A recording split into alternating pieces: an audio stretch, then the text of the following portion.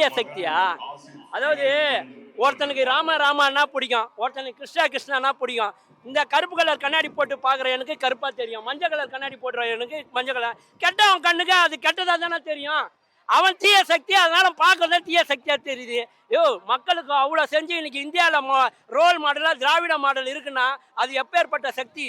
அது சாதா சக்தி இல்லை, கலைஞர் உருவாக்குன பராசக்தி. அது நாங்கள் சீடி பாயறதுக்கு அந்த வேங்கை நிற்கும் பத்தியா, தேர்தல் நாள் ஏப்ரல் 14 இல்லை 26 சொன்ன உடனே ஸ்டாலின் 2.0 ஆரம்பிச்சிடும். அதுக்கப்புறம் அவ்வளோதான், களத்தில் யாரெல்லாம் பார்க்க மாட்டோம், காத்து நிற்கிறோம்.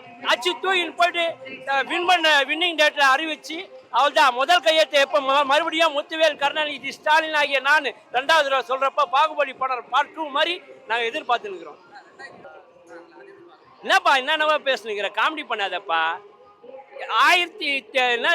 திராவிட கழகத்துக்கு முன்னாடி அந்த இடத்துல 1921 ஆரம்பித்த கட்சிங்க 100 வருஷத்துக்கு மேலே பழமையாக போச்சு. இதோட பரிமாணம்.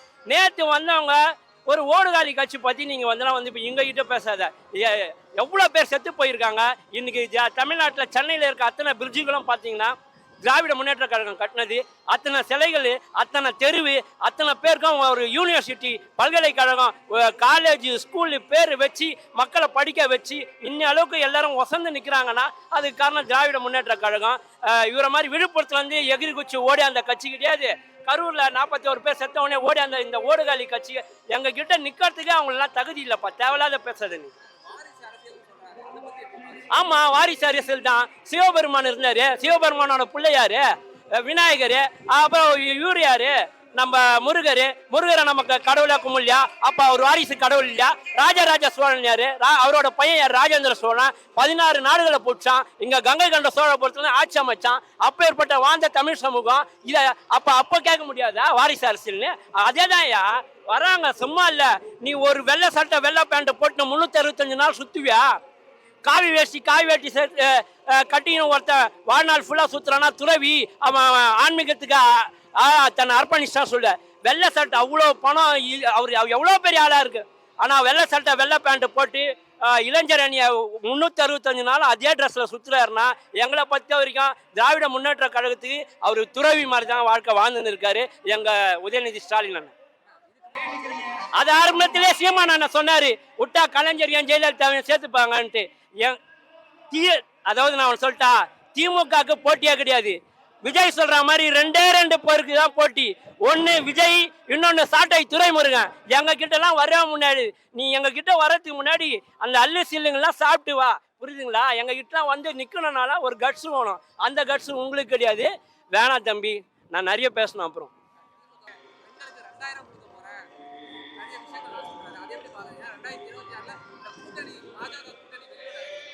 உங்களுக்கு 2000 ரூபா கொடுக்க போறியா? அப்ப 1000 ரூபா கொடுக்க முடியுமான்னு கேட்டேன். அந்த பேட்டிக்கு என்ன சொன்னேன், 1000 ரூபா கொடுக்கறதுக்கு சாத்தியமே இல்லைங்க. அது எப்படிங்க கொடுக்க முடியும்? கொடுத்து காமிச்சார்ல 5 வருஷம் பஸ் ஓசியில எப்படிங்க ஓட்டி காமிச்சாங்கல்ல. எல்லாருக்கும் இல்லம் தேடி எப்படிங்க மெடிக்கல் வரும் வந்து காமிச்சல. இப்ப எல்லாத்தையும் கொடுத்தாங்களே. இன்னும் 2 மாசத்துல நீ சொன்ன வார்த்தையும் அங்க நடக்கும். அதையும் செய்வோம். அது நாங்க எலெக்ஷன் அறிவிப்பு இல்லை, அதுக்கு முன்னாடியே கொடுத்துருவோம். பாருங்க, 234 தொகுதி திமுகவோட கூட்டணி ஆளுங்க வெல்லுவாங்க. அவங்க ஸ்டாலின் சாருக்கு முன்னாடி உங்க வீகெல்லாம் வேலைக்கு ஆகாது, புரியுதுங்களா? உங்க எல்லாருக்குமே சொல்லிடுறேன், உங்க ஏற்று சுரக்காய் எங்க திமுக கூட்டுக்கு உதவாது. உங்க பள்ளி கணக்கு நாங்க போடுற புள்ளிக்கு உதவாது. நீங்களாம் ஒன்றும் இல்லை. மறுபடியும் ஸ்டாலின் வராரு, மறுபடியும் அவர் தான் ஆள போறாரு. இன்னொரு வீடியோல பார்க்க போறீங்க. இந்த வாட்டி அரசியல் 2.0 இருக்கும். தனித்து நிற்கல, அதெல்லாம் வேணாம்.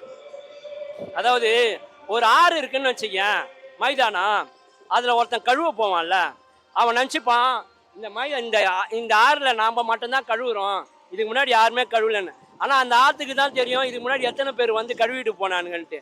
அந்த மாதிரி ஒரு தனிச்சில நீ தனிச்சிருக்குன்னா உனக்கு வேற யாரும் வரல, தெம்ப திராணி இல்லை. பல்லுகிறோம் பகடா சாப்பிட்றான். நாம் போய் ஆகிட்டேன் கெஞ்சின்னு போல. யார் எடப்பாடி பழனிசாமி மாதிரியோ விஜய் 2.5 வருஷத்துக்கு முன்னாடியே அவங்க கூட நம்மளையும் தேடி வருவாங்க இல்லையா, அவங்களையும் நம்ம பார்த்துக்கலாம் இல்லையான்னு சொன்னார்ல. அந்த மாதிரி அவங்ககிட்ட கெஞ்சறது இல்லை.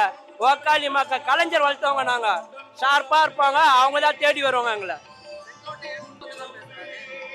நாஞ்சில் சம்பத்து காசு குத்தா எவ்வாதி மேடையிலே சர்க்கரை பந்தலிலே ஒரே அரைச்சம்மாவையே அரைச்சுன்னு இருப்பான் மனுஷன். ஸ்கார்பியோ குத்தா இந்த கட்சிக்கு வந்து பேசுவான், நான் ஒரு பிரியாணி குத்தா அந்த கட்சிக்கு போய் பேசுவான். இவெல்லாம் வந்து எங்க முதல்ல வைகோக்கு உண்மையா இருந்தாரு, அவரு யாருக்கு உண்மையா இருந்தா போல வாய வாடகை விட்டு சம்பாதிக்கிற இந்த மாதிரி கேடுகட்ட நாய்களுக்கு தமிழ் அவங்க வாயில உச்சரிக்கிறதே தப்புன்ற ஒரு தமிழன்ற பறைசாற்றுறதுக்கு கூட அவங்களுக்கு தகுதியே கிடையாது. நல்லா சுத்த தமிழ் அவனை பார்த்தானா செந்தமிழ திட்டுமா பச்சை பச்சையா.